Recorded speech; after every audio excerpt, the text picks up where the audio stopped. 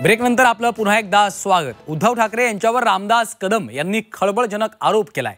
बाळासाहेबांचा मृत्यू 2 दिवस आधीच झाला होता असं रामदास कदमांनी म्हटलेलं आहे। 2 दिवस बाळासाहेबांचे अंगठे घेतलेत असं देखील कदम यांनी म्हटलेलं आहे। शिवसेना प्रमुखांचं निधन कधी झालं हे सांगावं असं देखील आव्हान त्यांनी दिलेलं आहे। दसरा मेळाव्यातनं रामदास कदमांनी ठाकरेंवर गंभीर आरोप केलाय।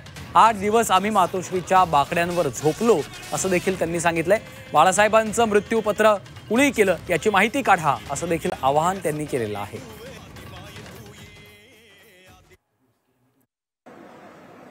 उद्धव ठाकरेंना शिवसेना प्रमुखांचं नाव घेण्याचा अधिकार आहे का? आता बाप म्हणून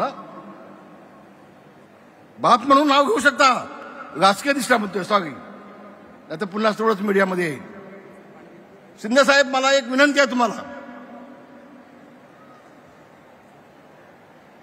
शिवसेना प्रमुखांचं निधन कधी झालं? शिवसेना प्रमुखांचं निधन कधी झालं आणि त्यांची बॉडी किती दिवस मातोश्रीमध्ये ठेवली होती कळा माहिती। जबाबदारीने बोलतोय, जबाबदारीने बोलतोय, मोठं विधान करतोय। होय, शिवसेना प्रमुखांच्या वरती उपचार करणारे डॉक्टर आहेत।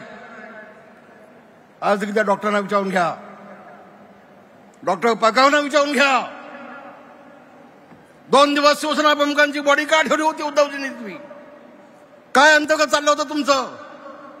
आम्ही खाली बसलो होतो 8 दिवस, आम्ही मातोश्रीच्या बाकड्यावर मी झोपलोय 8 दिवस।